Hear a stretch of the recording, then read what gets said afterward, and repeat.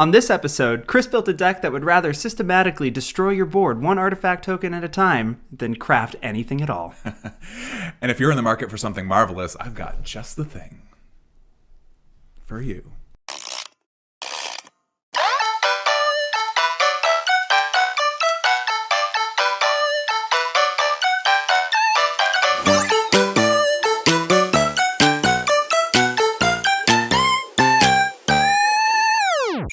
My name's Taylor. Hi, I'm Chris, and welcome to episode 11 of Commander Role Reversal 1 and a 1. We're back to one hand, baby.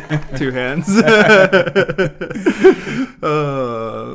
Well, on Commander Role Reversal, we build decks, we swap them, and then we play for the fine people of the internet on YouTube. That's you, the internet, on YouTube. And this is a YouTube channel, so please remember to like, subscribe, and share with a friend, because if you don't, I will put carrots somewhere. Don't do that. The rabbits will be all over the set. We can't have that. We've got rabbits. We will be sure to include the Moxfield links to the deck list in the description below. What are we talking about today? What are we talking about today? Oh, Baldur's Gate Commanders? Baldur's Gate Commander Legends, baby. Oh, sweet music to my ear. It's fun and exciting. The sets aren't even out yet. We're already playing the proxied versions of these decks so we can tell you all about them. And as is tradition on Commander Role Reversal, the winner of the matchups goes first. And that winner was... Was it you, Chris? No, I think it was you this time. Oh, no, it was me. Oh, thanks, dude. I appreciate it. Stuck in some wins this week. Only a few. It is my absolute privilege to share with you folks some news about Jansen, Chaos Crafter, which is red, white, black for a legendary creature Gnome Artificer.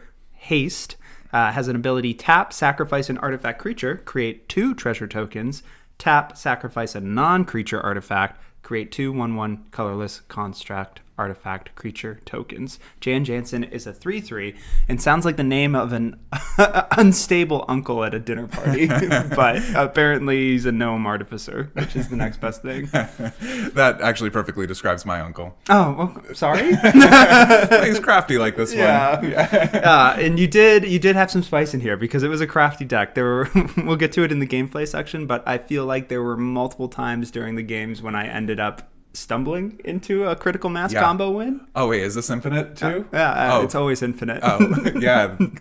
Boy, Jansen is a machine when it comes to artifact manipulation. He's not actually an artifact, so I don't really know what you mean by machine. Oh, shoot. Yeah, machinist. Excuse me. Thank you. I misspoke. Semantics. But what you didn't do is not misspeak about Thornbite Staff, the first card we're talking about today, which is a 2 generic tribal artifact shaman equipment that reads: equipped creature has pay 2 and tap. This creature deals 1 damage to any target, and whenever a creature dies, untap this creature. Whenever shaman creature enters the battlefield, you may attach Thornbite Staff to it. Equip cost of 4. Turns out this is the Wombo number 5 enabler. It sure is. Yeah, that's definitely the enabler for a lot of the other happenings in the deck for sure. Yeah. So I mean, it turns out being able to add the ability to your commander to blow up the 1/1s that it's creating, and then untapping it in the process to continue the chain. Well, those two by themselves, not quite the combo winning play by themselves. A lot of value. A lot of value, especially when if you can get another one of your artifacts dead, and you can tap Jan in response to sacrifice a non-creature artifact, and then he untaps anyway, and you have more artifact creatures.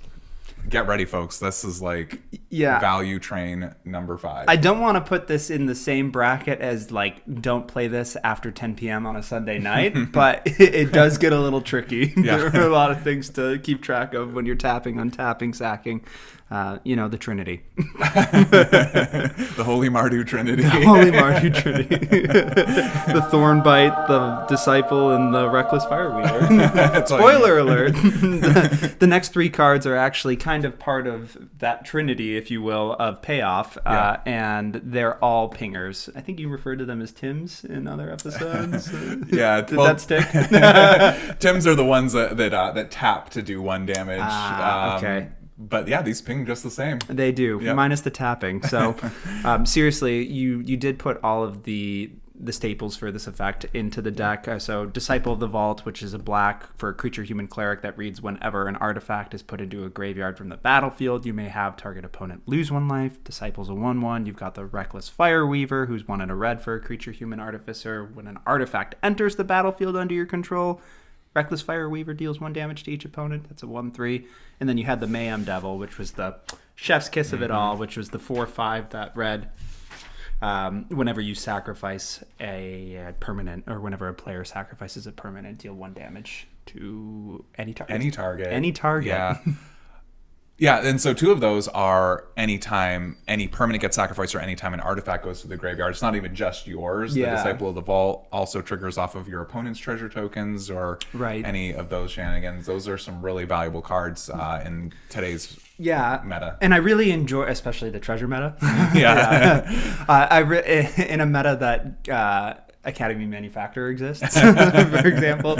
I did appreciate that for each of those, while similar effects, they kind of cover each of the bases for when you would possibly, to maximize how often you're pinging people, at the creation of the token, at the destruction of the token, because someone looked at you funny. They're all covered. There was also...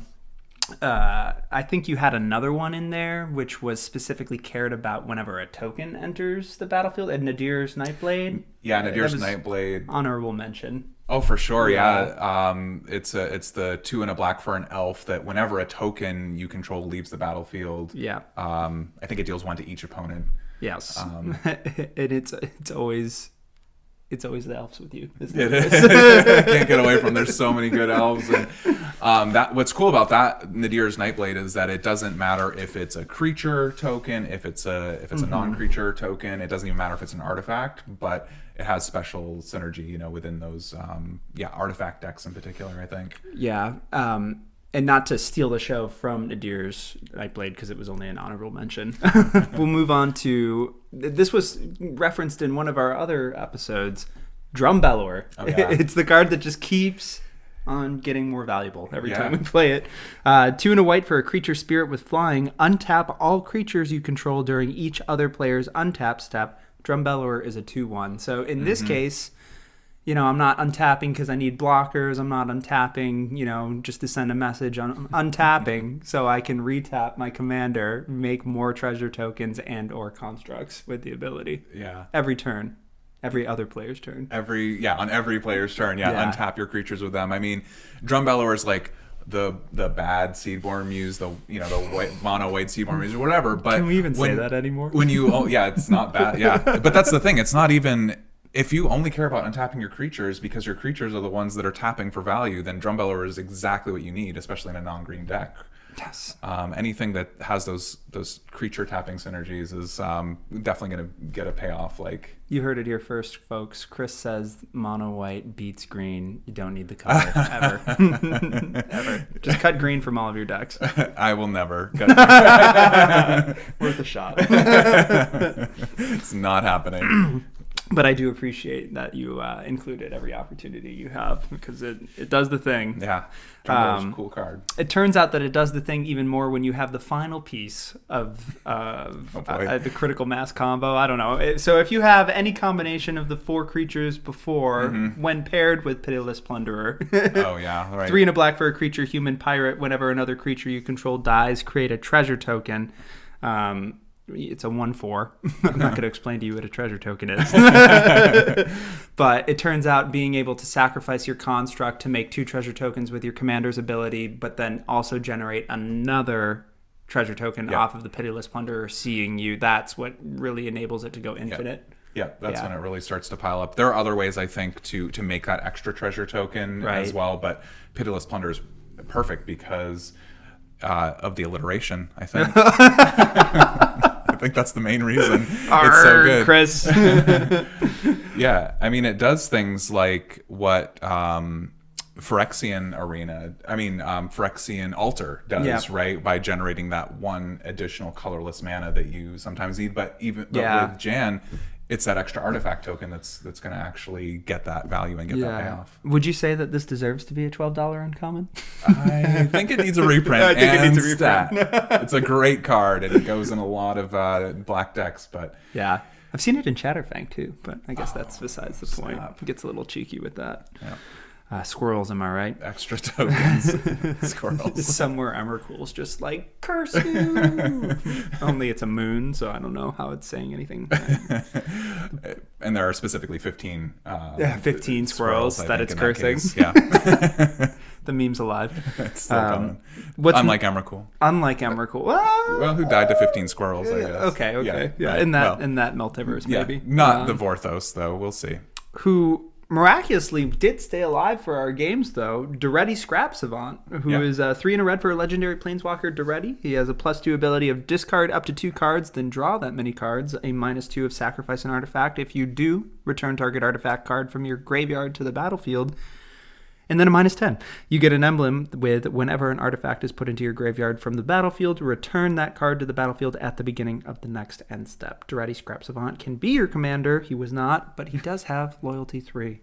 I think a lot of people still run mono red artifacts with Duretti. Like, why not? I think so. Yeah, he's pretty cool. I think my biggest regret in playing this during our games was that I got him to ultimate range and then didn't have a chance to ultimate because I accidentally won. That made me kind of sad.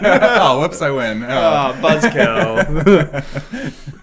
No, this ended up being a linchpin, especially in a situation where your commander does need some pieces kind of pre-established in order to kickstart the value train, as it were. That's fair. For example, Duretti Scrap, it doesn't necessarily care what artifact you're sacrificing for its -2.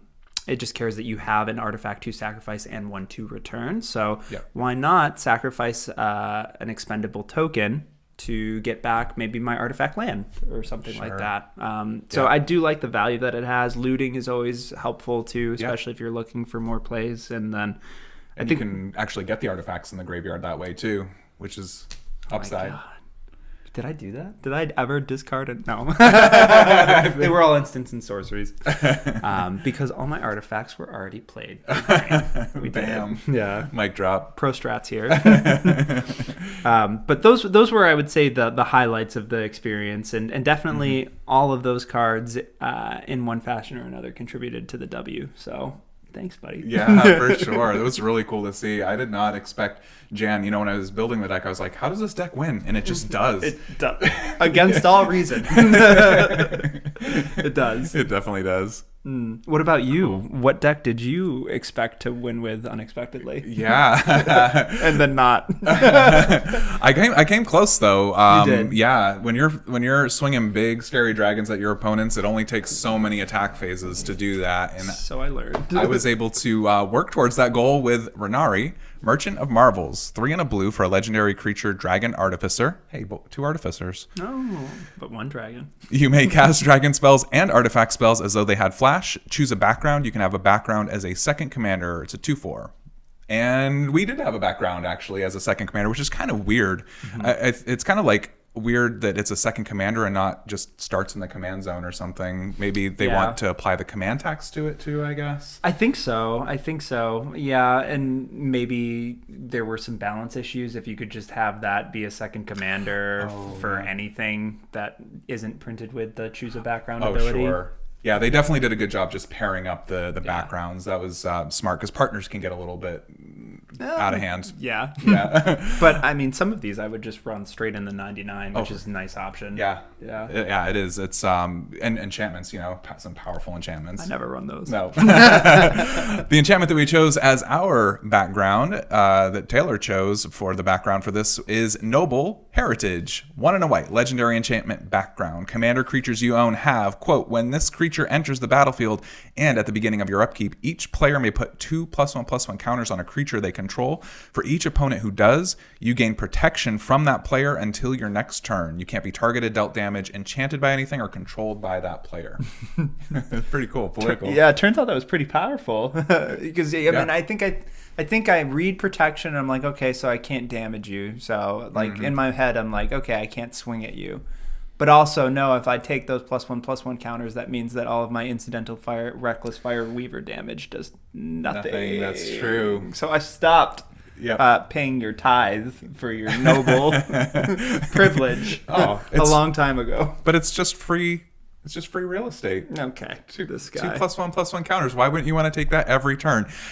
It is actually really powerful, though. It's more powerful than I thought. I actually played it wrong the whole, I think half of the first game. I was like, wait, I can put +1/+1 counters anytime. On your commander. Which is awesome because it goes from a 2/4 suddenly to a 4/6 very quickly as soon as it comes into the battlefield, assuming you have the background on the field. And I don't know. I mean, maybe this is just me and how I evaluate commanders, but if I see any commander that has above 2 power, I don't rule out a Voltron loss. So, I mean, 4, double. That's twice as many. Yeah, double the chance to lose to a Voltron commander. Yeah, and you're just adding more and more counters, too. Yeah. But your opponents will catch on eventually, I think. Yeah. Does catching on mean that they blow up the artifact or the enchantment, or do they just stop taking the counters? Yeah, I think the interesting thing about this that works differently than some similar effects, like there are some legendary creatures that do something similar, right? But they have to be around for that effect to take place. This says they can't. You gain protection until your next turn. That's just a static effect until your next turn. Yeah. So even if they blow up the enchantment, you still got that protection for a turn. Oh my gosh! But in actually blowing up the enchantment, because the enchantment isn't actually what's putting the counters on, right? It reads as your commander creatures have gained that ability, right? That's true too. Yeah. So I guess that you would just blow up the commander. Right. Yeah. And then you recast the commander and get 2+1/+1 counters right back. And then never have to pay tax on your noble heritage. So Renari is a mono blue commander with the ability to choose a background of any of the other 4 colors, or could just be straight mono blue. But so I wanted to highlight in particular some mono blue dragons that were in the deck that were real powerful. So in other words, these could go in any Renari deck that you build. Right. This happened to be the Azorius build, and there is well, we'll get there. The first card I wanted to talk about is Shimmer Dragon. 4 a blue and a blue for a creature dragon with flying. As long as you control 4 or more artifacts, Shimmer Dragon has hexproof. Tap 2 untapped artifacts you control, draw cards, a 5/6. I think Shimmer Dragon's awesome. Did you draw any cards out of it? I did, actually. That's the funny thing. We'll talk about gameplay, of course, but I remember there was one turn where it was a board wipe. I had just played Shimmer Dragon and had 2 untapped artifacts, so even though my Shimmer Dragon went away, I still got to replace the card. So, like, how bad is it, really? Yeah. I mean, and who would be sad about a board wipe if you get 1 card? Yeah. I got a card. Nobody else got a card. Yeah. Happy for you, buddy. Yeah. Gladly played again. I think Shimmer Dragon goes in a lot of blue decks. I think that especially artifact decks, any deck that is running, that's trying to do an artifact thing, you're almost always going to have a hexproof Shimmer Dragon. Right. 4 artifacts is not hard once you factor in your Soul Ring, your Arcane Signet, and then a couple of other treasure tokens, for example. Right, it's not hard to get that part of it, and then the drawing cards is a huge rate. Heck, amazing. I mean, especially if your commander is already online before you cast the dragon, because then if you don't have the artifacts, you can just flash them in for surprise card draw. That's true. Yeah. Don't underestimate that flash speed. Yeah. It'll catch you. Blink and you miss. Next dragon I wanted to talk about is a brand new one from the upcoming Baldur's Gate set, the Commander Legend set coming soon. This dragon is called Sapphire Dragon. 5 a blue and a blue for a flying 5/6 whenever Sapphire Dragon attacks or blocks, scry 2. But this dragon has an adventure. Psionic Pulse, 2 and a blue for an instant adventure. Counter target non-creature spell. And then for an adventure, you exile a card. You may cast a creature from exile later on. A dragon counterspell? Right? What kind of villain? If you're running dragons in a blue deck, why not have a counterspell stapled to it? That's so cool. I'm having flashbacks of Hypnotic Sprite. Oh, sure. Yeah, that's any spell under 3 mana, I think, right? Yeah. Yeah, they love putting those counterspells on adventure creatures. I'm not complaining, though. Specifically for blue players. Yeah. You know who you are. The 5/6, the stats are pretty good. The scry 2 is significantly better than scry 1, so I think the attacking and blocking, you want to be attacking in this deck. In fact, you want to be flashing in the creatures on the end step before your turn so that you can attack with them immediately. So I think the fact that it has an adventure and that it's a big scary dragon that can be flashed in. I think this is a solid one. So yeah, good call. Oh, good thanks, call man. there, man. Yeah. The thing is, there aren't a ton of blue dragons yet, but Baldur's Gate gave some pretty good support. So we'll actually talk about another one right now. Ancient Silver Dragon for 6 a blue and a blue for a creature Elder Dragon with flying. Whenever Ancient Silver Dragon deals combat damage to a player, roll a d20. We love it. Draw cards equal to the result. You have no maximum hand size for the rest of the game. And Ancient Silver Dragon is an 8/8 for 8 mana. That's a lot of value. Yeah. But who cares about that? Because you get to roll a die. D20, let's go. That's cool. Yeah, that's a lot of fun rolling dice when you're playing this this creature. And it's definitely the top end, right? It's the 8 mana spell, but Sure. like imagine drawing 20 cards. Just a nat 20, you draw 20 cards and have no max hand size. Yeah. I mean, for 8 mana, you get 8 damage. Like, how many cards do you need to draw to pay for this card? Like 3 or 4? Like, I just want to know statistically how many people are going to unintentionally deck themselves with this card. Sure. Just, and do you swing if that's a possibility? Oh, sure. I would. I'd roll the dice. Yeah. Literally. Just the one. Especially in the draft format, right? Where it's only 60 cards. Yeah, you don't want to roll too many I nat hope I 20s. draft that. Oh my gosh. Bomb. Limited bomb. Not our content. All right, there's another dragon that I wanted to mention that is a mono blue dragon from way back in Modern Horizons 2. Lame. You included Murktide Regent, 5 a blue and a blue for a creature dragon with Delve, meaning each card you exile from your graveyard while casting the spell pays 1 generic mana. Has flying. Murktide Regent enters the battlefield with a +1/+1 counter on it for each instant and sorcery exiled with it. Whenever an instant or sorcery card leaves your graveyard, put a +1/+1 counter on Murktide Regent. It starts as a 3/3. But with Delve, I think you really have to have that concentration of instants and sorceries for this card in particular. Mm-hmm. But if you can pay like blue for a, what is that, an 8/8? Yeah, and you would be able to flash it in with Delve, right? Still. Oh yeah. It's just a way of paying the casting cost. Yeah. Yeah, I wouldn't see it coming. Yeah, incoming 8/8, and then maybe add some flashback cards in there too. Yeah. Some jumpstart, some of those. I mean, jumpstart. Yeah. Any of those types of effects. Great product. The mechanic. Yeah. The mechanic. Yeah. I'm just so we're on the same page. No confusion there. No. Murktide Regent's pretty cool. Definitely, if you're swinging with a 3/3 dragon for 7 mana, that's a little bit kind of a lot under cost. Yeah. I mean, overcosted. Not quite the rate you're going for. Not the best rate for sure. But we did build the Azorius version, or you did. I did. You did build the Azorius version, so I would like to mention at least one white dragon that was in the deck. Stop it. Scale Lord Reckoner. Uh-huh. Great dragon.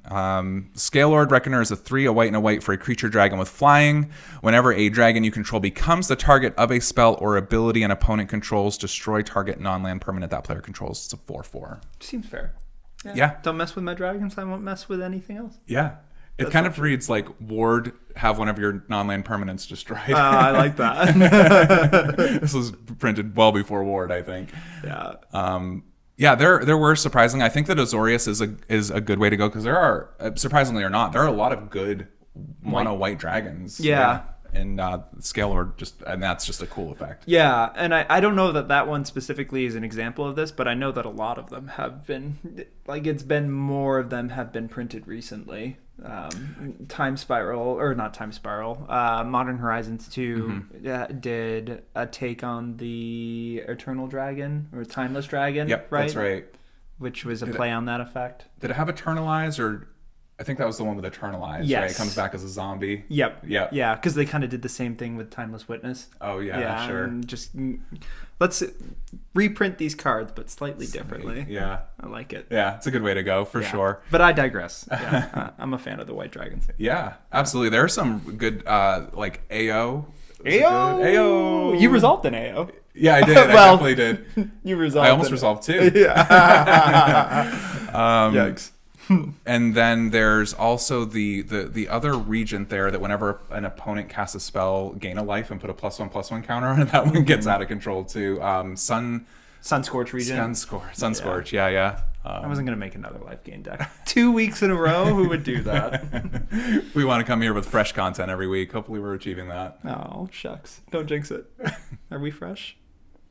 Certified on Rotten Tomatoes. So yeah, Taylor, that was a really, really cool deck. I love dragons, Dragon Tribal, Azorius Dragons. That's amazing. I think it's time to talk about some questionable cards. Yeah, we don't want to be dragging our feet any longer. Just a couple, Chris. You know the routine. I know. I'm not going to pick it apart too much here, but I did have one card where I was like, why is this in here? Okay, I'm here for this. All right. Kark Clan Ironworks, which is 4 generic for an artifact that reads sacrifice an artifact, add colorless. This feels like combo bait. It definitely is combo. Yeah, it definitely. That's like my superpower. Me again. Yeah. I mean, Kark Clan Ironworks is just combo-tastic. I think you need Junk Diver, you need Mirror Retriever, you need Kark Clan Ironworks, and then guys, I'm gonna forget the last one, but I'm sure it's all Pitiless up on screen. Our editor put it up there for sure. That's me. It's him. One of the 2 co-editors, in fact. But yeah, it's a 4-card combo. It's like not easy to assemble, but you just.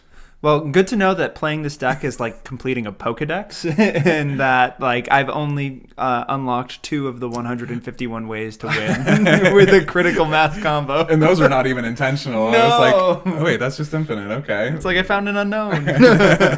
Jansen. Yeah. Powerful crazy artificer. uncle. Ooh. No, we took that 2 different ways. Well, thank you for humoring me, Chris. Of course. Yeah. No, it did seem like a good value play, but sure. This one's a little bit more specific just because, it did seem in the way that I won the games, it wasn't necessarily through combat. So, right. Alibu, Ancient Witness, which is 3 red and a white for a legendary artifact creature golem that reads other artifact creatures you control have haste. Nice.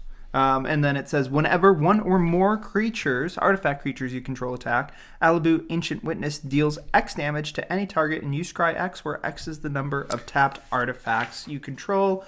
Alibu is a 4/5. Alibu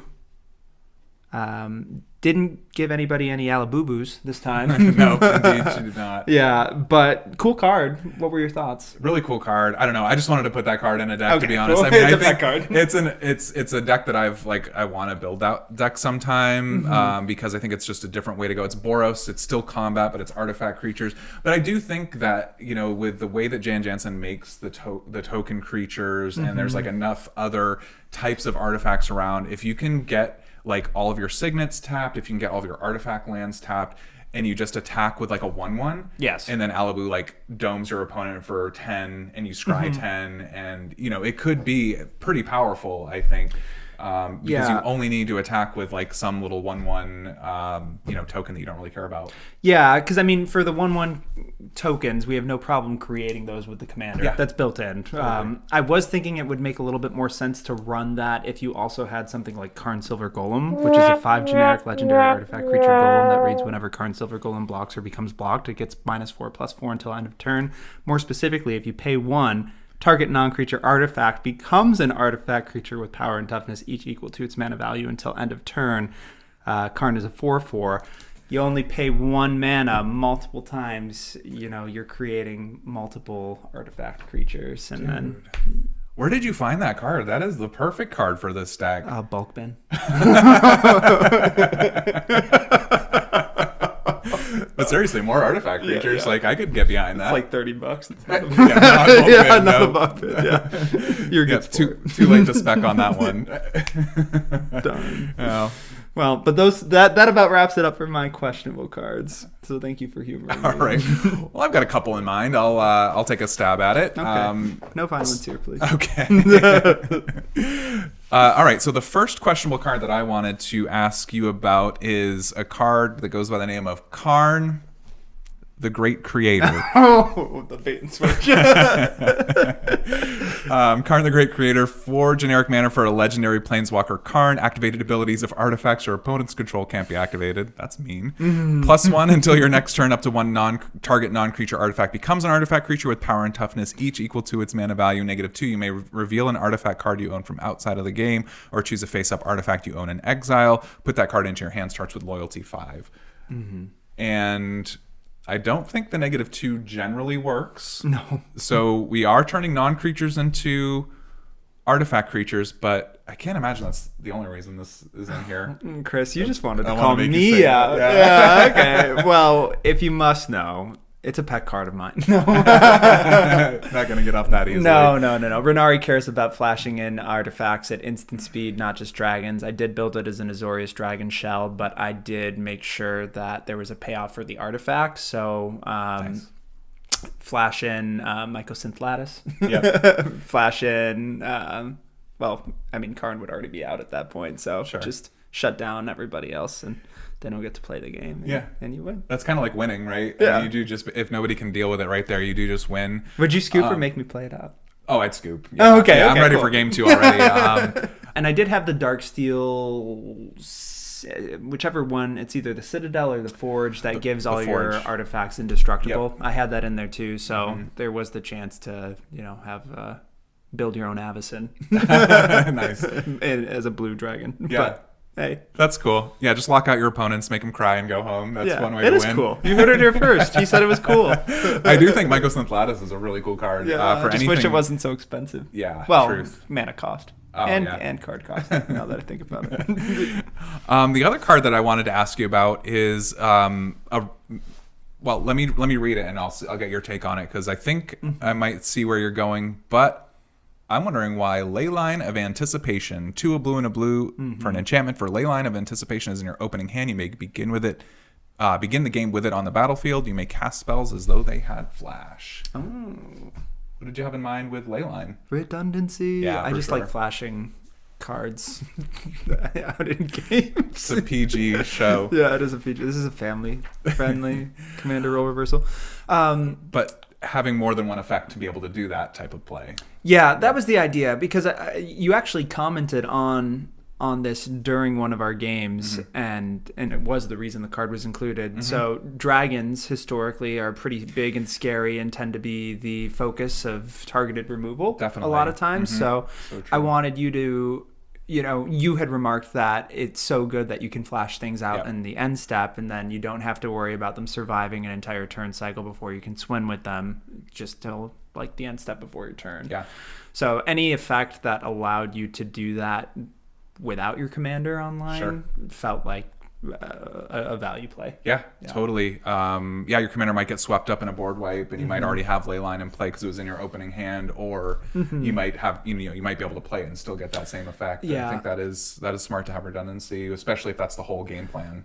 I really enjoy redundancy too, because it kind of plays games with your opponents in that, like, okay, I'm going to waste. So if you start the game, the God scenario, with Leyline of Anticipation out because it was in your opening hand, my opponent may waste their removal on that, but then I still have my other enchantments, and then also still have my commander that serves the purpose of the enchantment. Yeah. So yeah, there's only so many removal spells, right? So, that's the hope. Yeah. That's why threat assessment is so important. Who's ever threatening? If you don't, no. I've got a big scary dragon. Yikes. At instant speed. But those were the 2 I wanted to talk about. What do you think? Should we dive into suggestions? The best part of the episode. The best part. OMG. Yeah. I didn't have any. You did great, dude. Oh, perfect.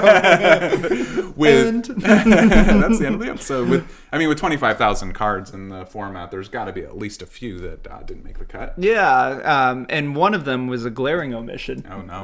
No. What have I done? It probably was maybe a targeted omission or a purposeful one. Okay. Revel in Riches. Yeah. I mean, to your credit, I didn't expect this commander to make as many treasure tokens as it ultimately did, especially with the untapped shenanigans of Thornbite staff. Right. But Revel in Riches, of course, is 4 black for an enchantment that reads, whenever a creature an opponent control dies, create a treasure token. at the beginning of your upkeep. If you control 10 or more treasures, you win the game. I think it would make sense in the deck as you've built it. I try to keep the recommendations consistent with your deck, and that's only because you had like 7 board wipes in it. So there were a lot. You're going to make a lot. Yeah. It's like you knew you would be playing against dragons or something. Or I would, apparently. Thank you. Yeah, they came in handy. Runus Ultimatum. It was so fun. That's a game winner. But yeah, I love alternate win cons. I mean, Revel in Riches, whatever. It's a meme, but it's also just a strong card. And Is you it? can win Yeah, games. I don't necessarily agree with the meme take on it anymore, especially because treasures have become so ubiquitous with the Commander format. Yeah, if we were still back in Ixalan and you were making like 5 treasures a game on average, that's not the case anymore though. Like, watch this be irrelevant tomorrow when Wizards decides to reprint them. But I think that it's on purpose that Smothering Tithe and Revel in Riches, 2 very strong 4-drop artifact, 4 and 5 drop enchantments that care about artifacts haven't been reprinted. Yeah, they're really strong. Yeah. One of them just says, I win the game, and the other one says, I eventually just win the game. I win the game by default, or you scoop. Which one is which? But it seemed like it would make sense. Also understandable if you don't include it. But another one, this is a little bit of a newer one, and you can blame Explorer for my exposure to this card. Onicult Anvil, which is black and a red for an artifact that reads, whenever 1 or more artifacts you control leave the battlefield during your turn, create a 1/1 colorless construct artifact creature token. This ability only triggers once each turn, but it does still also have tap and sacrifice an artifact. Onicult Anvil deals 1 damage to each opponent and you gain 1 life. Yeah. This made sense to me just because I feel like the biggest struggle that I had with the Commander, and I say struggle lightly, loosely, not having enough artifact creatures to just kill and then immediately gain the treasure value from. So that one immediately gets you the creature on your turn. It's a powerful card for sure. There's a whole Pioneer / Explorer deck built around Rakdos Anvil, right? Oh, I'm familiar. Yeah. That one should definitely, it's only a 2-drop, so I mean that one should go right in for sure. That was another glaring oversight. Whoops. No. There were only 25,000 Magic cards. Can't be expected to have them all. But. Yeah. Good pick though. You're right, because it makes the body and then you can sacrifice that to get more. I love that, man. That is like they're made for each other, those 2 cards. Chef's kiss. Well done. Well, thank you. Yeah. But before you praise me too much, I gotta go for the degenerate include of the Retrofitter Foundry, which is Urza's Saga True to Herbal as a 1-drop artifact. You were running Urza's Saga, by the way. So it's 3 generic to untap Retrofitter Foundry, pay 2 and tap Retrofitter Foundry to create a 1/1 colorless servo artifact creature token. You can also pay 1, tap, and sacrifice a servo to create a 1/1 colorless Thopter artifact creature token with flying, or you can tap and sacrifice a Thopter, create a 4/4 colorless construct artifact creature token. Yeah. I think you might be able to notice the theme here, but pretty much any artifact that gave you more artifact creature tokens. If I saw it, it was getting included. Yeah. That's an incredible card. Retrofitter Foundry, not a budget card. That one's another one that could use a reprint. It could. I think it was printed in Commander 18, I think. Yeah, the 2018 pre-con. Yep. So it's been a few minutes, and it's a amazing infinite mana sink, but also just great value for exactly this type of deck. And I'm glad you said the infinite mana sink, because that's also another reason it was appealing to me, because I found over the course of the games that I had more treasure mana than I knew what to do with. Sure. So why not solve 2 issues with 1? Wow. Yeah. Thanks. Yeah. Thank you. No. All good. Keep an eye out for that one. Yeah, that is great that it's a 1-mana artifact too. I don't know how they got away with Tutor that. it. Yeah. And you were already running Urza's Saga, so I'm just saying. I was. It wasn't the first land I put in. It was after I put all the 1-drop artifacts in, and I was like, oh, well, obviously. That could be a fun poll. What number land is Urza's Saga included in all of your deck lists? Yeah. Yeah, definitely depends on the deck. Yeah. And also how many copies you have. It's usually my go-to. Yeah. It's like my first. It is my first land. Yeah. It goes in every deck? It does. But what doesn't but would go great in this deck. Inspiring Statuary, which is 3 generic. Not again, Mr. Carter. Not again. Get out of here. Go, buddy. All right, there we go. Back in the audience with Woo. you. These bunnies, I swear, they've got a hankering for spicy hay, as we call it. Yeah, the electric kind. But I digress. Inspiring Statuary is 3 generic for an artifact that reads non-artifact spells you cast have improvise. Your artifacts can help cast those spells. Each artifact you tap after you're done activating mana abilities pays for 1 generic. I do think that you had enough non-artifact spells for this to be worthwhile. I feel like it's an easy trap to want to include this in an artifact deck, and then you play it and find that you're not really able to use it to cast anything because you have such a high density of artifacts. Sure. Yeah, that is kind of the funny thing about Inspiring Statuary. But yeah, it is just great value because you don't have to sacrifice your treasures anymore, right? You can just tap them for mana. It almost made the cut. It was between this and Girapor. Girapor Orrery. And that's the one that lets you play an extra land and draw 3 cards if you're... I might have misspoke. The one that I'm thinking of is the 2 and a red for the enchantment. Tap 2 artifacts, deal 1 damage. Aether Grid. Girapor Aether Grid. Yeah, that's just a mean oppressive card. It is. Yeah, I wanted to hear him say it though. Oh, how did I confuse this mean oppressive card with this group hug card? Wires were crossed. Fair point. Girapor. It's somewhere in Kaladesh, right? Yeah. I don't know. Let us know in the comments, you Vorthos folks. Where is Girapor? What is Girapor? We need to know. Wait, there's the Hope of Girapor as well, right? Oh, that's a ship. Yeah, right? it's a whole thing. Nice. That's is it? Town. Isn't that just the 1 mana commander? It is, yeah. It's a 1 mana legendary enchantment vehicle. I mean, legendary artifact vehicle. Turns out it's actually... No, it's not. It's not. Can you imagine? What a smooth and rehearsed segue that would have been. We don't have that kind of content here. No. But what I am going to transition into is another Kaladesh card, because apparently they care about artifacts in the steampunk world of Kaladesh. Aetherworks Marvel, which is 4 generic for legendary artifact, which could be tutored with my favorite white tutor, which is Search for Glory. Search for Glory, Search nice. for Glory. Legendary. Anything legendary. It's more relevant than you think, but I digress. Whenever a permanent you control is put into a graveyard, you get E, which is an energy counter. And you can tap and pay 6 energy counters. Look at the top 6 cards of your library. You may cast a spell from among them without paying its mana cost. Put the rest on the bottom of your library in a random order. Token permanents hit the graveyard. Yeah, that's true. That's a way to... You make a lot of tokens in this deck. That's true. That's a way to get some energy. Yeah, that's usually the hard part about Aetherworks Marvel, right? Yeah. I think where your commander will make...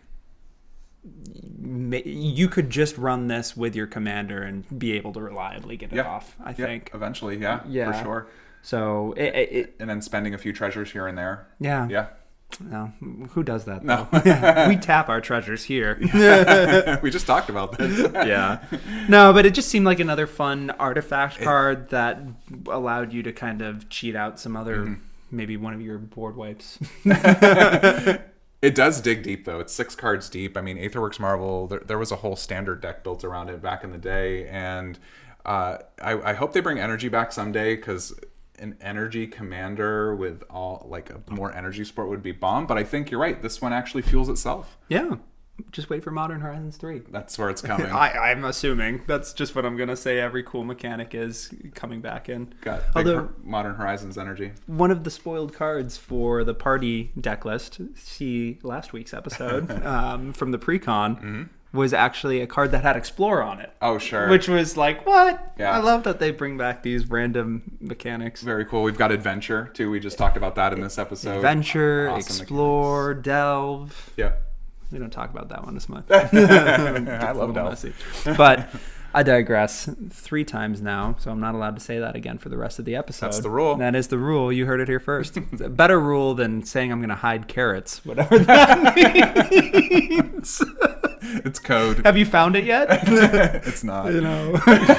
Chris, please stop me from talking. I will take it from here. Thanks, I've got buddy. some cards to suggest. One of the things about a creature deck and the way that you can draw cards with a creature deck, an attacks matter deck, is through dealing combat damage. And I wanted to look at this one specifically because Bident of Thassa, 2 a blue and a blue, is a legendary enchantment artifact. Whenever a creature you control deals combat damage to a player, you may draw a card. It also has an activated ability, 1 a blue, and tap creatures your opponents control attack this turn if able. Which is not irrelevant. That can definitely work in your favor. Oh my gosh, especially if you have protection from them. Oh, nice. Oh, dude. Yeah, where are you going to swing? You're not going to swing this way. Gotta swing it. It's like build your own goat. Or if you just have a big dragon in the way, right? Oh, yeah, that too. Yeah. Or you could just flash one in response to them attacking you. Oh Evil. my god, there's so many options. That wasn't even the point. The point is you draw cards. You flash a dragon in. You flash this in, and then you flash a dragon and you deal some damage and you draw a card. Yeah. If this card were to be previewed today, it would be done by Imagine Dragons. Because imagine that value. Oh, the misery. I'm toxic. Great soundtrack, though. Radioactive. Oh, God. Oh, okay. We got there. There's another tribal draw spell that I wanted to talk about in this deck, and it may or may not be what you think it is, but it did get a reprint in this set. Thank goodness. Kindred. That is what we think it is. Kindred Discovery. 3 a blue and a blue for an enchantment. As Kindred Discovery enters the battlefield, choose a creature type. Whenever a creature you control of the chosen type enters the battlefield or attacks, draw a card. So any tribal deck that's blue loves Kindred Discovery. I think it would be a great way to draw cards, but I also just wanted to call it out because it was recently reprinted, so it's no longer unattainable for as many people who are purchasing cards, and it's just an awesome card. I would pick it up now or when the set comes out. I love that. And that's an enchantment.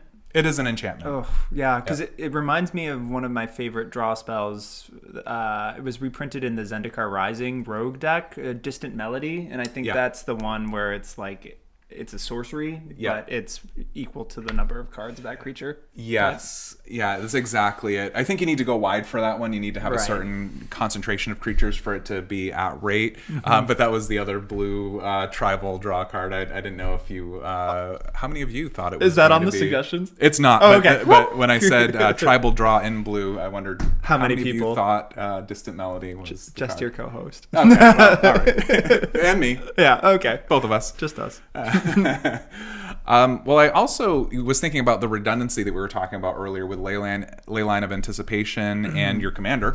And I thought there might be another way to cheat some dragons in at instant speed through an artifact called Belby's Portal for 5 generic mana. As Belby's Portal enters the battlefield, choose a creature type. Dragon.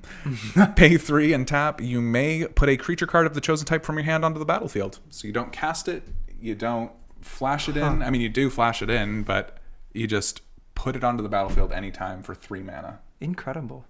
Great for those, dragons, giants. What else? Eldrazi. Get out of here. What? You don't get the cast trigger, not right? The vibe. So you don't get the Annihilator. So it's fair. No. Yeah. This is fair Eldrazi that we're talking about. Okay. Yeah. Fair Drazi. Yeah. There's no Ulamog exile 2 permanents. Yeah. Oh. Chris, you're scaring me. Okay. We're playing. But Belby's Portal might be a way to build in some redundancy. I do like that. And you can flash in Belby's Portal. Oh, you could. Yeah, that's incredible. Yep. What if I just flashed in this artifact to then flash in? You pay 8 mana and you have a Belby's Portal and an 8-drop dragon in the battlefield. Yeah, so a Sapphire Dragon. Yeah. Love it. And then you draw 20 cards and lose. But you have a great time doing it. Showing off for your friends. Yikes. All right. Well, you built the Azorius version of this deck, as we've already established in this episode, but this is a brand new commander with the background ability, so I wanted to think about a couple of other ways to maybe build this deck and offer some suggestions about different color pairings that might work well and different ways to kind of achieve the same goal with a different blue X color pairing. I guess that seems reasonable. All right. What other white backgrounds are you interested in? Let's see. Not white. Nope. Also not white. Okay. Dragon Cultist seems appropriate. Dragon Cultist, 4 and a red. 4 and a red. Yeah, right on the nose. That's fine. Dragon Cultist is 4 and a red for a legendary enchantment background. Commander creatures you have at the beginning of your end step. If a source you control dealt 5 or more damage this turn, create a 4/4 red dragon token with flying. So most of the dragons are more than 5 power, or you have more than one of them at a time. I guess it's a source. Yeah. But if you're Dragon Tribal, this is maybe a way to consider making more dragons. I love that. I now want to build this deck as an Izzet Dragon Right. with all of the Warstorm, Surge, Impact Tremor effects. Territorial. No, I'm sorry. The one that the dragon that has the Warstorm Surge effect, right? Yeah, that one. You know the one. And Izzet Dragons is an archetype in itself. I mean, so many dragons are red too, right? So there's a lot of support there. Not as cool as Azorius, admittedly, but some synergy there, I think, to be had. Yeah, I'll take it. Yeah, Okay. Sarkon. Oh my gosh. We'll love that. Yeah. Oh yeah. That awkward silence was me just trying to figure out how to work Sarkon into a word pun. We'll get there. But not right now. So what if we went Dimir dragons? Could that be a thing? Silumgar approves. Yeah, I mean, Silumgar approves, but do your friends? No, No. Your friends hate this one weird trick called Haunted One. 2 and a black for a legendary enchantment background. Commander creatures you own have, whenever this creature becomes tapped, it and other creatures you control that share a creature type with it each get +2/+0 and gain Undying until the end of turn. In other words, when a creature with Undying dies, if it had no +1/+1 counters on it, return it to the battlefield under its owner's control with a +1/+1 counter on it. Yeah, but how do you run Solemnity in that? Oh, good question. Yep, there's no way to stack your opponents out with 9 lives, but Next time. unfortunately, Yeah. Dragons only have 1 because that's all they need. And for a tribal deck, I think Haunted One's a pretty cool background for any tribal deck. Giving your dragons that are already evasive +2 power as well. Plus they're attacking and they might die. So I think that Haunted One might be a way to go for Dimir. Plus you get Silumgar in your deck, and how cool is that? Relatively speaking. So I was having so much fun with the suggestions, Chris, I almost forgot to talk about our gameplay experience. Like, we played games with these We decks. did actually get some games. They were Not fun. using any of the cards that were just mentioned. But that's for you to do. No. None of those suggested cards. That's true. Yeah. Yeah. I don't want to like speak too soon here, but like 3 for 3, knocking on wood off camera, like the Baldur's Gate commanders have been a lot of fun. Oh my gosh. Yeah, super fun. I love it when like the cards are specifically designed for the format, so they're allowed to be a little bit more pushed, right? I mean, there are pros and cons to printing cards directly into a format. It no longer is what it used to be, but at the same time, when you've got cool commanders that do unique things that you've never been able to do before, I think it makes for a fun time. Right, and we kind of touched on it a little bit earlier at the beginning of the episode, but just the fact that the backgrounds are something that is new to the format, but still balanced within the set. Yeah. I think was a clever way to do it, because if it was just partner with any commander that you have as a background, I mean, that would be a fun Rule Zero conversation. Oh, yeah. Like, let's see how we can just add one color to, like, I would love that for your cube. Oh, that'd be really, that's a cool addition. Yeah, maybe there's maybe there's you draft your background as part of the drafting experience. Yeah. Oh my gosh. Yeah, Commander Cube is a lot of fun because you can just do whatever you want, and that might be a thing that you want to do. Good idea, man. Hey, thanks. I have those sometimes. Yeah, right. That was great. But I mean, as far as my play experience with this deck, Jansen, I mean, it wasn't something that cared about the cost of activated abilities. Nope. So that was a little bit refreshing, but also it was just as involved in the intricacies of like what you're interacting with, which I thought was really cool. Like, especially because you had the untap synergy with the Thornbite Staff. That ended up being a real MVP in the deck. I'm sure there are other ways to do it. Untap, legendary, permanent. I'm sure that's a card that exists. Yeah, in an artifact form, I think there's a couple of versions of that. Yeah, but to do it in response to a creature dying is right, because that was really synergistic. That was what was pivotal about the Thornbite Staff, is when it dies, it untaps the creature it's equipped to. Yeah. Right. Yeah. Yes. And also, I think to your point earlier, like you always had something to do as well. We had very different play experiences. Mine was the Timmy deck. Yours was a little bit more the Johnny deck, right? Where you're like turning knobs. That wasn't on purpose. No, either. But that's how it worked out. It was cool. I like it because it brings us play diversity when we're doing the game, so we kind of get to see how our decks fare against other archetypes. So it's not necessarily Timmy v Timmy, because then that wouldn't be really a fair assessment of the experience for you, the viewers, if it's just like, oh yeah, this is really good against another Smash based deck.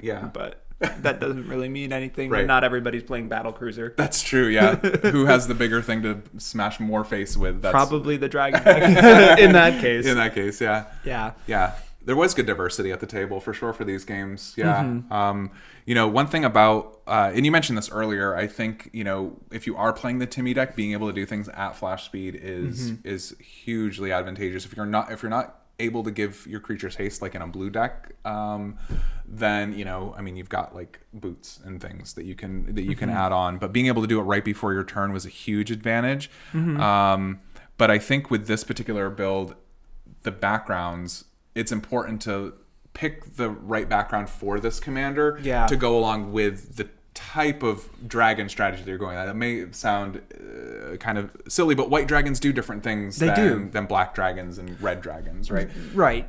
Yeah, like there are white dragons that care about life gain. Yeah.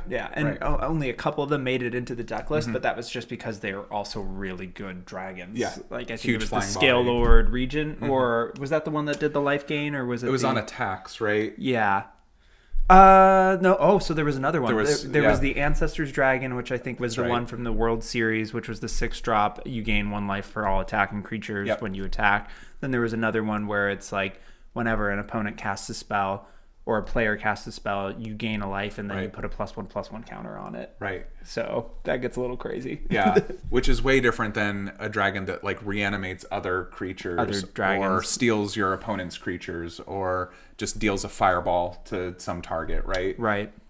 Different types of strategies. So I think the background choice is important, but the white ones are pretty cool, though. I do have to say that. Yeah, and I think for at least for backgrounds that were spoiled as a part of the main set and not the commander decks, I think only a handful of them were rare, and white got one of them. It wasn't a full cycle of rare backgrounds from the main set. Oh, interesting. So I was interested to see kind of what that translated to during the play experiences in terms of power. Yeah.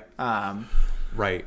And I think, to your point, once we realized how to play with it, because it's a new card type, and it's a new play pattern, that's just really strong. Was it on cast and then on upkeep, or was it on ETB for your commander? When it enters the battlefield and then each upkeep. So you don't have to wait for the next upkeep, which is huge, because you cast your commander, it comes down, you immediately get that effect. And it's just, you get to choose a target creature to put for you. It doesn't have to put the counters on your commander, right? Right. No, it says commander creatures you control have the ability to put +1/+1 counters on a creature. Yeah. Each player puts counters on a creature. But see, now I'm wondering what what that looks like. You just ephemerate your commander, and then you get like a bunch of 2 +1/+1 counters, and then protection. Oh yeah. From a player, you just keep spamming that on your commander. Like, that would be the way that I would probably go it if I did it again, and understanding the background a little bit more. But yeah. That's true. It's like with this design space, it depends who your commander is and who your background is, and any way that you pair them together is going to be a different strategy for sure. And I guess it's almost always going to be that you have the background out first, though. Right. I think so. Yeah. Although when I was thinking about the play pattern with, for example, the Dragon Cultist, it's a 5-drop. So in this case, I think you would cast your commander and then cast the you wouldn't necessarily do 5 damage that turn, but if you're playing on curve, that's the way that you would play it out. Yeah. So, yeah, I wonder how many of the enchantments matters, like if your enchantment's on the battlefield. For this one, it definitely does. You need to have the enchantment out, because if not, if your commander's already out, you're not going to get that first ETB. Oh my gosh, imagine like a Panharmonicon with that. Oh, nice. Yeah. I'm building a different deck, and it's a mono-white background dragon flicker deck, but... Tune in next week. No. All those +1/+1. Will the Ozolith be in that deck? Oh, of course. Oh, of course. Of course. Absolutely. Did I? Was it in? It definitely was. Oh, in this deck too, Yeah, I definitely had. I thought there was a Cather's Crusade in there too. Went a little crazy with the dragons, but for Jan, I'm trying to think of, because that specifically was a commander who does not have a background. So I'm wondering what other play patterns could exist for that. Because to your point, it definitely was always doing things, and it was stumbling into wins that even you didn't realize were built into the deck. But I'm wondering, like, how different does a critical mass build look without the flexibility of a background every time? Oh, yeah. That's interesting. I mean, with Jan specifically, it almost felt like I was building a Prosper deck. Did it? It kind of played like it a little bit. Right, and there were a lot of the same cards. You know, there was Marionette Master in the deck. There was all of the artifact synergies. You just add white to it, you know, which is also beneficial. And it's definitely different than Prosper. Don't get me wrong. Yeah, no. But I didn't Sculpting Skill and Academy Manufactor in this game. Not this time. Not this time. We learned our lesson. Yeah. Or did we?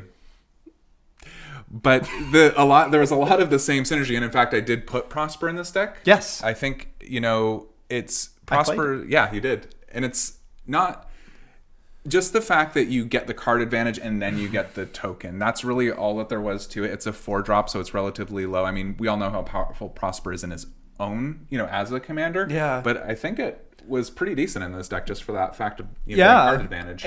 Card advantage if he sticks around, token enabling your commander if he sticks around, and if he doesn't stick around, I'd rather you blow up my not commander than my commander, because the commander at the end of the day can still at least make the tokens. You're just going to slow him down. Yeah, that's right. Yeah, and I do appreciate that. I want to go back and check now, but like I think every commander you've built for me from this set has had haste. Is that true? That is true. Yeah. What can I say? We want to put the commander down. We want to start doing things as fast as possible. Yeah, that is 3 for 3. Well, now I know what you're going to build for me next time. It's a different keyword. No, it's not haste. Awkward transition to the best part of the episode. The end of the... Wait a second. I can't say that. No. No, but in all seriousness, very excited for future episodes. This may come as a shock to you. We're going to discuss more Commander Legends Baldur's Gate Commander. So yeah, for at least next week. Yeah, at least next week. Spoilers. And the fun part about this is you all, the internet, Twitter, the tweeters... had a say in which commanders we're going to be playing. Very excited. It seems like by popular demand, Chris and I will each be building the next episode's featured commanders. And Chris, you lost, so why don't you go first? I get it. Okay. It's like when you get priority in a best of 3. Yeah. All right. Well, sideboard. Yeah. Thanks to all of you out there who cast votes. We got a lot of votes, a lot of feedback. That was really great to see. So really appreciate that. You guys picked some bangers from the list, and the commander that I'm going to build does not have haste. But it gives everything Menache. Literally unplayable. Captain de Garthrod, 3, a blue and a black for a legendary creature horror pirate. Horrors you control have menace. Whenever a horror you control deals combat damage to a player, that player mills that many cards. At the beginning of your end step, choose target artifact or creature card in an opponent's graveyard that was put there from their library this turn, put it onto the battlefield under your control. It's a 3/6. I'm just impressed with that pronunciation. First try. Oh, thanks. Yeah, I definitely didn't rehearse that before we went on It wasn't camera. like 7 cuts. I'm sorry. Is the mill equal to the combat damage that's dealt by said horror? It is. It is that many cards equal to the combat damage dealt. For each horror that's attacking. Whenever a horror... Yeah, exactly. Yep. They all get menace. They all get a little bit of evasion. And they get some combat damage in. And then... Gross. Wow. Imagine stacking mill theme. I'm uncomfortable. Are you going to do that? No, I would never. Proceeds to highlight mill card for showcase. I saw the deck list today, and I'm pretty sure this is the one they reprinted Mindcrank Finally. They reprinted Minecraft? Finally, yep. Good on you, Yep. Etsy. Great synergy in this deck. Good deck building there. These precons are amazing, by the way. Can't wait to be using Minecraft and not having it played against me. Yeah, it's a filthy card, but we love it. Instead of highlighting Minecraft, because that one's pretty obvious, pretty powerful, I wanted to go with a horror, and there are a lot of them. This is going to be a spicy deck. The horror that I wanted to talk about today is Grazlax, Illithid Scholar. 1 a blue for a legendary creature horror. Whenever a creature you control becomes blocked, you may return it to its owner's hand. Whenever one or more creatures you control deal combat damage to a player, draw a card. It's a 3/2. I shouldn't be laughing. That's a powerful card. That's a great include. It's just all the horrors sound like the names of off-brand laxatives. Oh, gosh. Oh, good thought. I feel horrible. Oh, save it for the outro, buddy. Save it for the outro. So with Grazlax, you're going to be swinging. You don't really have to care as much about your swings because it's really up to your opponent how they choose to block with 2 of their creatures because your horrors have menace. And then if you don't like those blocks, you just pick your horror right up and you put him down for the next turn. And then of course like the card draw is built in there too. I think this is like, it's a cool ninja card. Yep. But it's a cool horror card. Yeah, and I'm sure that there are at least some horrors that care about ETBs that you get to abuse if I have the misfortune of you deciding to block. Yeah, don't block them with ETBs. That's a bad idea. Incredible. Love it. All right, well, that's what I've got for you. Yeah. It's going to be fun to build, but I cannot wait to hear what the internet chose for you to build for me. Well, the internet's memeing on me at this point because, of course, I got the commander that involves fingers. 9 of them. 9 of them. Okay. Look, Mom, 2 hands. 9 Fingers Keen, which is 1 generic black, green, and blue. Black, green, and blue. For a legendary creature, human rogue menace with ward. Pay 9 life. Whenever 9 Fingers Keen deals combat damage to a player, look at the top 9 cards of your library. You may put a gate card from among them onto the battlefield. Then, if you control 9 or more gates, put the rest into your hand. Wow. Otherwise, put the rest on the bottom of your library in a random order. 9 Fingers Keen is a 4/4. Super cool commander. I don't think anybody is doing targeted removal on 9 fingers. Would you pay 9 life? Pay 9 life to Swords to Plowshare him, and then he gains 4, or he or she gains 4 life. That's like a 13-point life swing. Yeah, it seems worth it. Yeah, I'd rather cast a 3-mana Doomscar. Thank you. Yeah, definitely go for the board wipes. Yeah, when it comes to 9 fingers. Yeah. Yeah. See, I just don't think that the commander is very playable because he doesn't also give you an unlimited hand size. So what are you gonna do once you are digging 9 deep? Oh wow! And then you have to put them all into your hand. And it's a singleton format, so it's not like you can just discard the cards willy nilly. Yeah. No, it's great. Shucks for digging 9 cards deep, right? Yeah, for my featured card, it's Thought Vessel. No. It is a gate, though. It's Gond Gate, which is a new gate that was just spoiled. It's a land gate, and it reads, gates you control enter the battlefield untapped. Ooh, love it. Mm-hmm. That's like the major downside for gates. Yep. Wow. Major downside. Not today, because it also... wait for it, taps to add colorless, or add 1 mana of any color that a gate you control could produce. Wow. Where's the downside? I don't think that there is any. No. I think it's just a good gate. It's a really good gate. That's cool. But I'm confused because it's not Baldur's Gate?